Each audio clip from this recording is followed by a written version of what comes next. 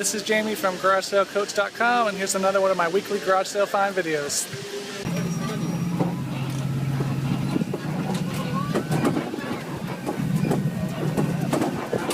Alright folks, that was a baby giraffe.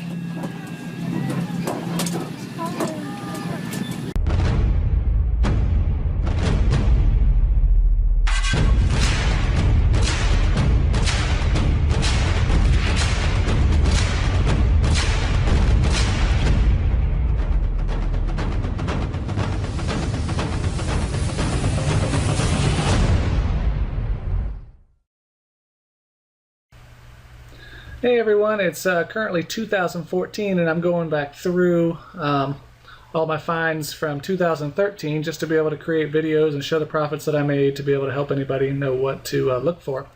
So anyway, this week I actually went out just kind of driving around to different neighborhoods. There wasn't really any good community sales. Typically here in Central Florida, March and April are great for community sales as well as October. So I don't know what it is where you live. Some places, if it's still cold now, it would be more like April and May or sometimes in the summer. But you know, driving around garage sailing, I don't normally do as good as I'll do at a community sale because there's not as many sales, but still $800 in one weekend was a good deal. It was just on Saturday. So let me go and show you what I got. My find of the week was this this big soundboard. It's a Tascam TEAC soundboard, and it was early in the morning, probably about, say, 7:30, 7:45. Anyway, this guy was just setting up, and I asked him if he had any electronics, and he mentioned this right here, and I said, well, go ahead and bring it out. And I was like, I had no idea how much it'd be worth. I would have looked it up if he was asking a lot more money, but he said, I don't really know. You know, what do you think about 20 bucks? And I said, 20 bucks sounds good to me. So then after I get in the car, I take it and I look it up, and then I see that it sells for, you know, a lot. Some of them sell for over $400, but I put it on eBay as I buy it now for $379 with calculated shipping, knowing that the shipping was going to be, you know, substantial, maybe around 30, 40 bucks for somebody. I was trying to keep it as close to the $400 mark as I could, and I think it sold the same day. So that was a big profit, and it wasn't too hard to ship. I just make sure I padded it well. I might have even shipped it with like a blanket around it or something. I don't know. Try to do it safely. Anyway, that was the big find. Also, this was a pretty good find too. It was kind of more of a rundown neighborhood that I was in. But, you know, they had this machine, and she was asking $60 with all the cartridges, and I really couldn't get her to come off the price. But when it was all said and done, I took 3 of the cartridges that sold pretty good on Amazon, and I sold them individually. And then the rest of it, I sold it in a lot on eBay. I don't know if it was an auction or not, but altogether, I mean, you can go to my profit report and see exactly how I sold it, but altogether it was $224, so $164 minus the fees. And normally I'll do a calculated shipping on something like this, so they'll pay what I pay, or sometimes they pay more because eBay calculates it a little higher than what I get after discounts and things like that. So good profit on those 2 items. This was a screen printers for like t-shirts and things like that. I don't know anything about them, but I did see that, you know, they were worth something. So I was hoping to sell it on Craigslist, but there was really no bite. So I listed it at the same time on eBay and Amazon, and actually sold it, I think, on both of them at the same time, which was a mistake on my part. So I stuck with the Amazon one and communicated with the eBay person. But that's $80 in profit minus fees, and the shipping was covered somewhat. So maybe it would have been a little less. I bought this TV thinking it was working. $5 for a little TV. That's a good deal. And I don't even think I asked them. So normally I wouldn't do that, but went to turn it on and it doesn't turn on. So I just sold it for parts on Craigslist. So it's $5 when it should have been $50 or more in profit. Just a good bike. Anytime you can get a good clean bike, especially if it's a better quality brand. I mean, you can get close to $100 for some of them. If it's more, a cheaper brand, you're going to look for more like 50, 60, 70, 80 bucks. Real nice ones can go, 150, 200, even more, depending on what they are.